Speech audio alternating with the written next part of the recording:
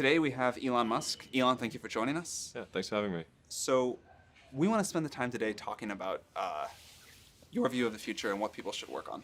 So, to start off, could you tell us, you famously said when you were younger there were 5 problems that you thought were most important for you to work on. If you were 22 today, what would the 5 problems that you would think about working on be?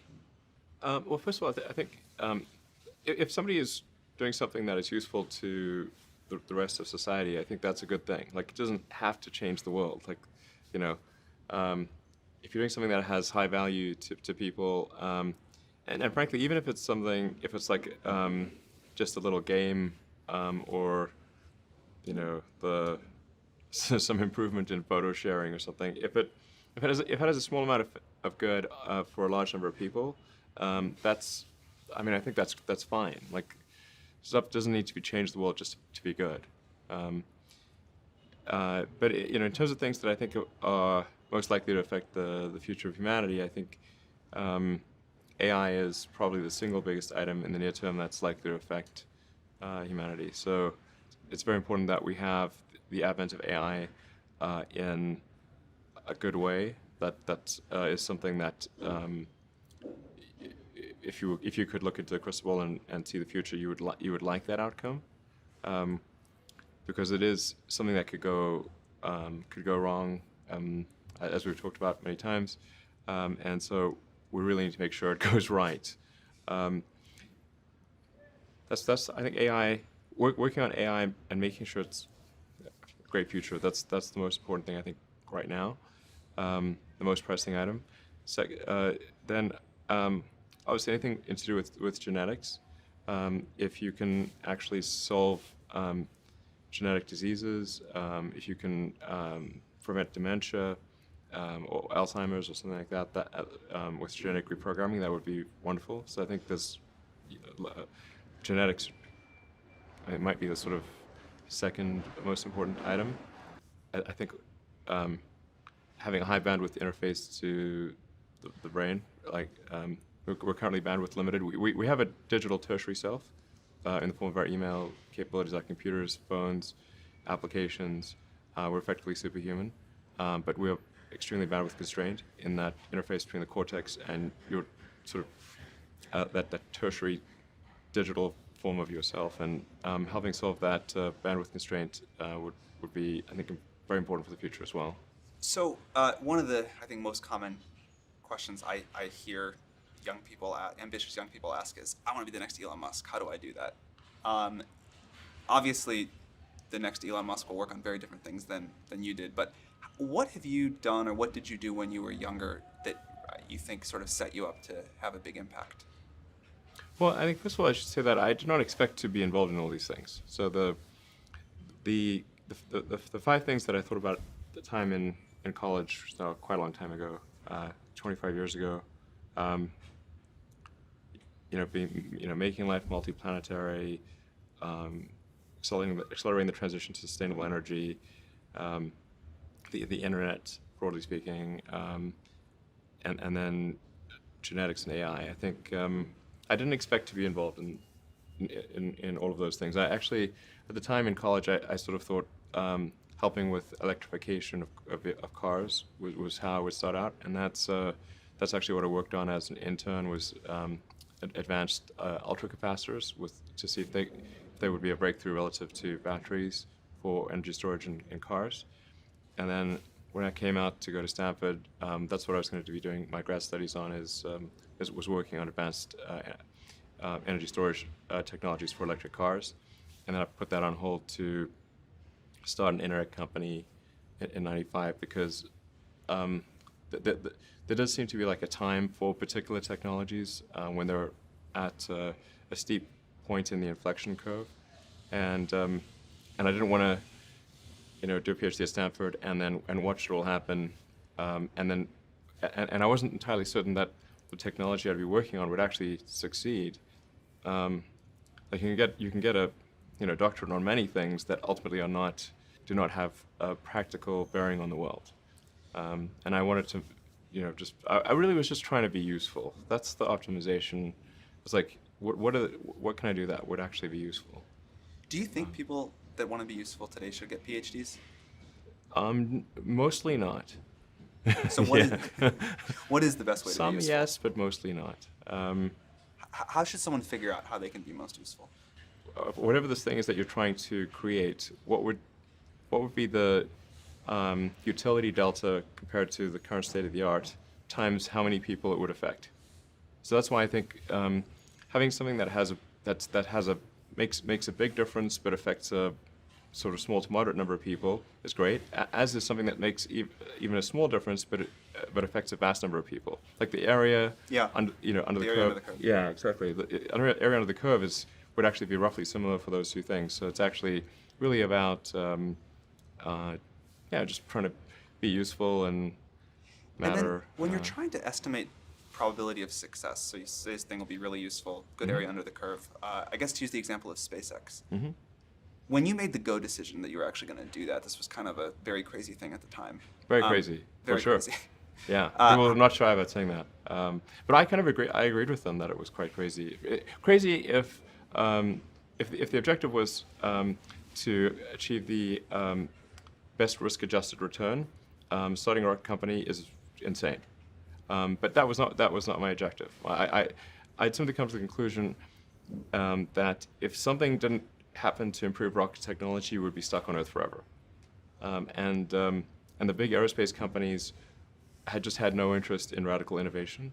All they wanted to do was try to make their old technology slightly better every year, and in fact, sometimes it would actually get worse.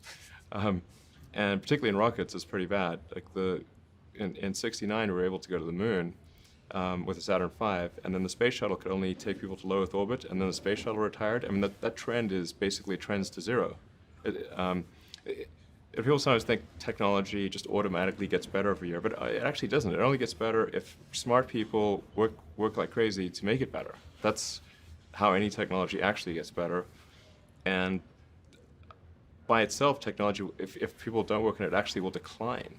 I mean, you can look at the history of civilizations, many civilizations, and look at, say, ancient Egypt, where they were able to build these incredible pyramids, and then they basically forgot how to build pyramids.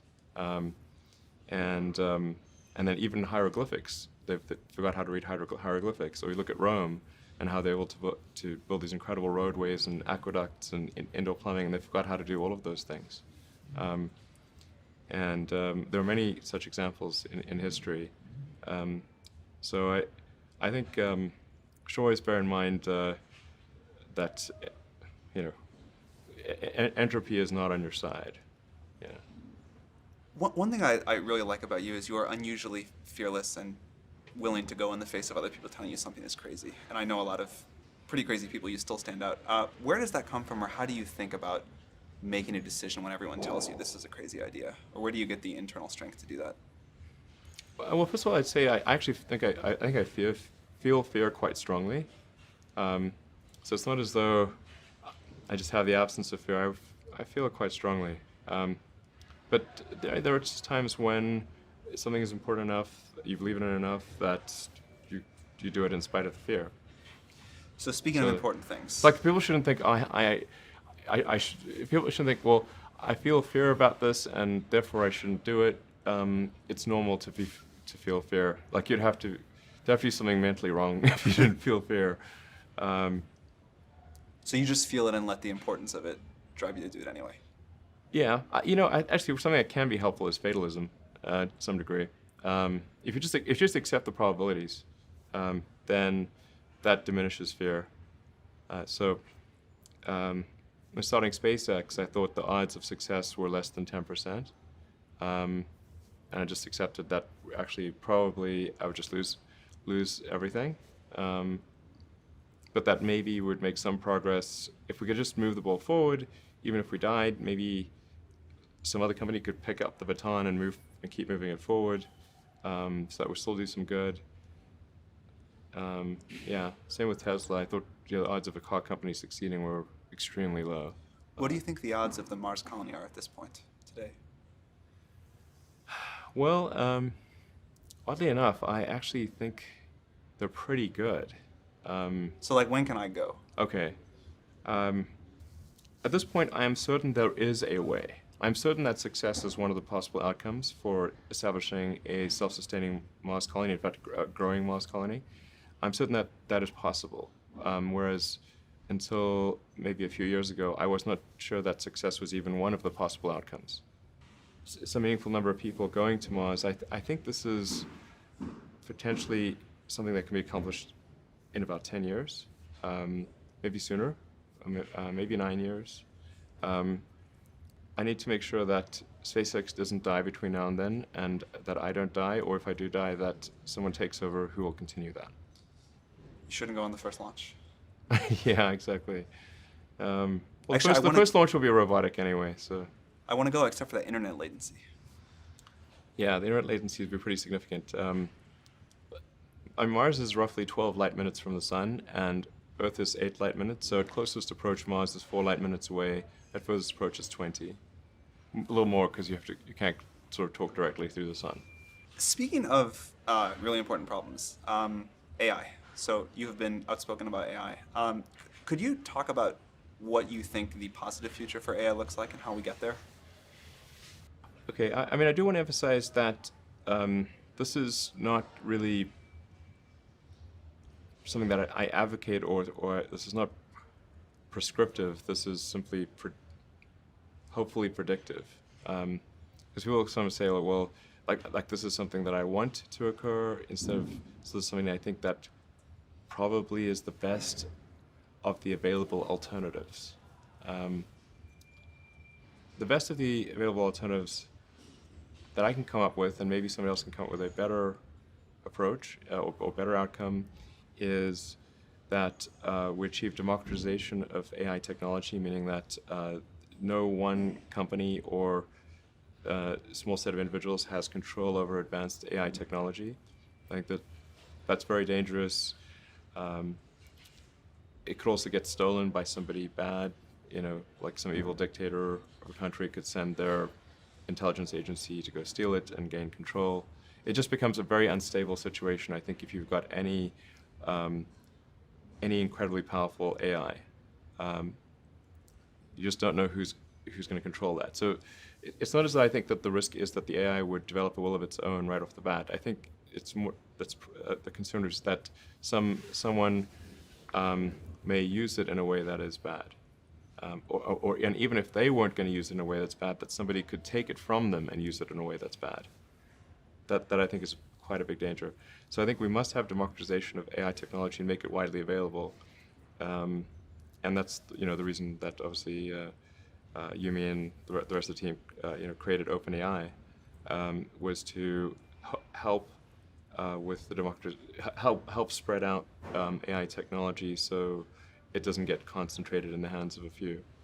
But then of course that needs to be combined with solving the high bandwidth interface to the cortex. Humans are so slow. Humans are so slow. Yes, exactly. But we already have a situation in our brain where we've got the cortex and limbic system. And the limbic system is kind of that's the primitive brain. It's kind of like your instincts and whatnot.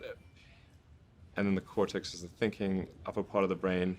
Those two seem to work together quite well. Occasionally your cortex and limbic system may disagree, but it generally works pretty well. Generally works pretty well, and it's like rare to find someone who, I've not found someone who wishes to either get rid of their cortex or get rid of their limbic system. Very true. Yeah, that's unusual. So I think if we can effectively merge with AI by improving that the neural link between your cortex and your digital extension of yourself, which already, like I said, already exists, just has a bandwidth issue, and then effectively you become an AI human symbiote, and if that then is widespread with anyone who wants it can have it, then we solve the control problem as well. We don't have to worry about some sort of evil dictator AI, because kind of we are the AI collectively. That seems like the best outcome I can think of. So you've seen other companies in their early days that start small and get really successful. Hope I don't regret asking this on camera, but how do you think OpenAI is going as a 6-month-old company? I think it's going pretty well. I think we've got a really talented group at OpenAI, It seems and like it. yeah, really talented team, and they're working hard.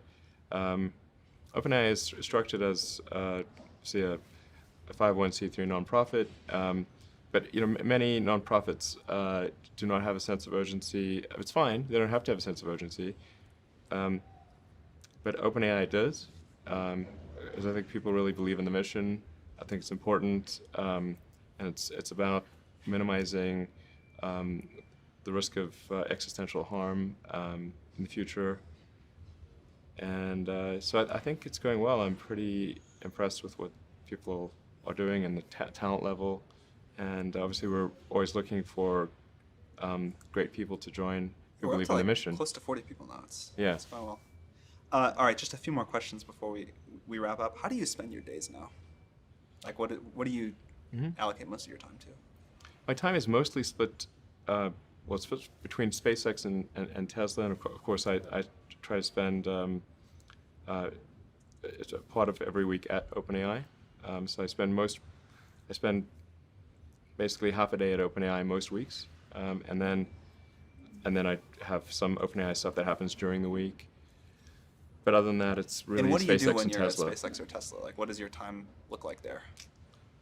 Yeah, so that's a good question. I think a lot of people think I must spend a lot of time with media or on businessy things, but actually almost all my time, like 80% of it, is spent on engineering and design. Engineering and design. So it's developing next generation product. That's 80% of it. You probably don't remember this. A very long time ago, many, many years, you took me on a tour of SpaceX. And the most impressive thing was that you knew every detail of the rocket and every piece of engineering that went into it. And I don't think many people get that about you.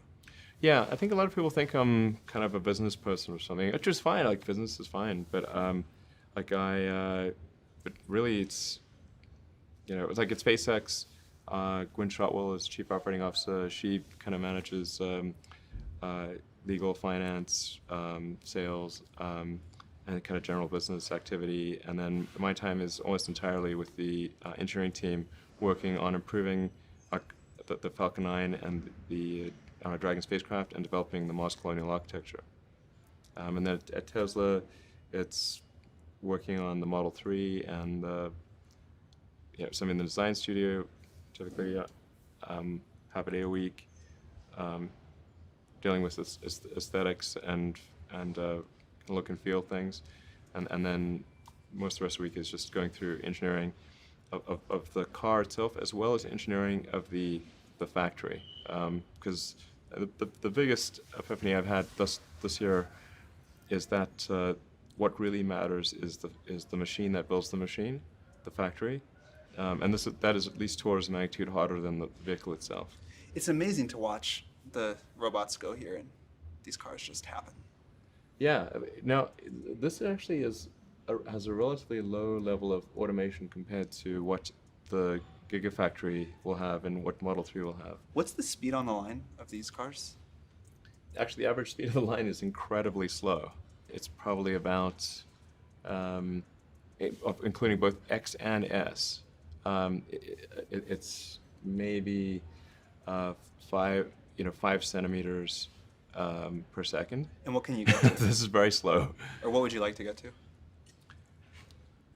I'm confident we can get to at least 1 meter per second, so a 20-fold increase. That would be very fast. Yeah. At least. I mean, I think 1 meter per second, just to put that in perspective, is a slow walk, or like a medium speed walk. A fast walk could be 1.5 meters per second. And then the fastest humans can run over 10 meters per second. So if we're only doing 0.05 meters per second, that's very slow, current speed. And at 1 meter per second, you can still walk faster than the production line.